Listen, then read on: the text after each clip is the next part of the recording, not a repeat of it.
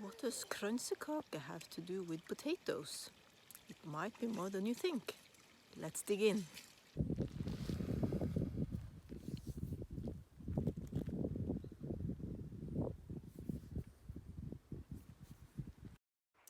Potatoes and kransekake are both parts of a slow, hands-on DIY life. Being slow is not a point in itself, it's just some things take time and you have to go with the process. What you see here is me shoveling compost, which in itself is a slow process. This particular compost has been in the making for 2 years, and now it's going to do its service in my little potato patch. My estimate when I started was that this patch was going to be maybe a couple of square meters, 10, 20 square feet, but it ended up, I guess, around 10 to 15 square meters, or around 100 to 150 square feet. I've been trying to make this potato patch low threshold to even get it done. I found this method on YouTube years ago, in line I think with permaculture and no-dig gardening.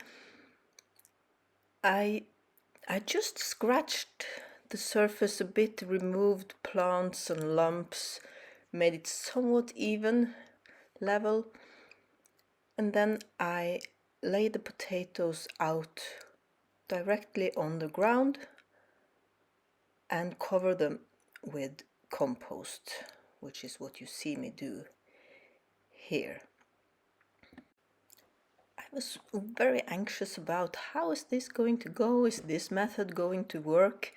It's not something anyone around here has heard about before, so everyone's asking me, oh, what is this method?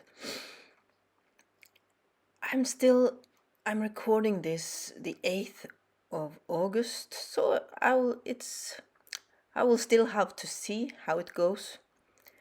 But at least the plants sprouted okay. About a week later, the plants started to peek up from the compost.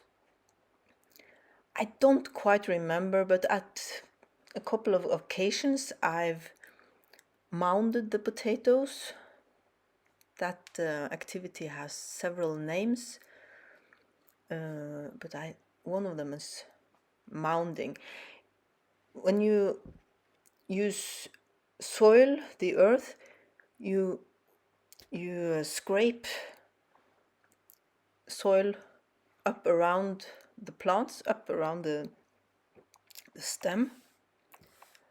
That is both to prevent the potatoes from being exposed to light and thus become green.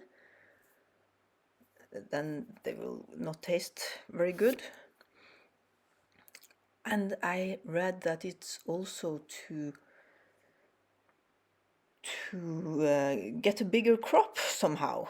Not sure about the mechanics there. But anyway, my mounding was done with grass clippings. I got some old hay as well. What I found so far is that the grass clippings work best for the mounding or the hilling of the potatoes. If I am to do this again, then I will, and I have hay, then I will probably use the hay when I first lay out the potatoes on the ground and then cover them, because the hay is, it's easy to cover the ground with hay, but it's not that easy to lay it around plants. So that's my potato journey so far this year. Did I mention that it started the 20th of June? This last footage here is from the 6th of August, and we are situated a bit north of the Arctic Circle in northern Norway.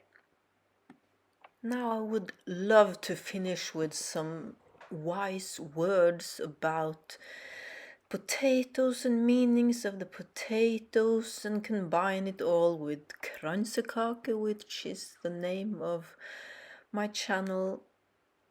But I think I will get completely lost. So I will just say kransekake is great. It's a great DIY skill.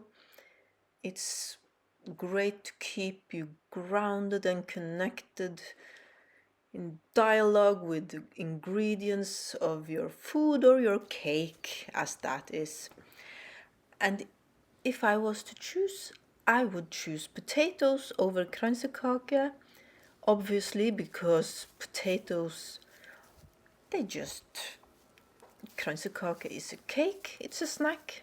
Potatoes are food, they keep you alive. I don't think the tradition of potatoes is very much older than kransekake. I think the potatoes came to Norway around 1750, and kransekake I think is a tradition from the 1800s. Now I would love to hear from you. Have you put your fingers in the ground this year? Have you put your fingers in a dough or anything other food related? Do you have other ways to stay grounded and connected? Let me know in the comments. I would love to hear about it, and I will see you again in the next video.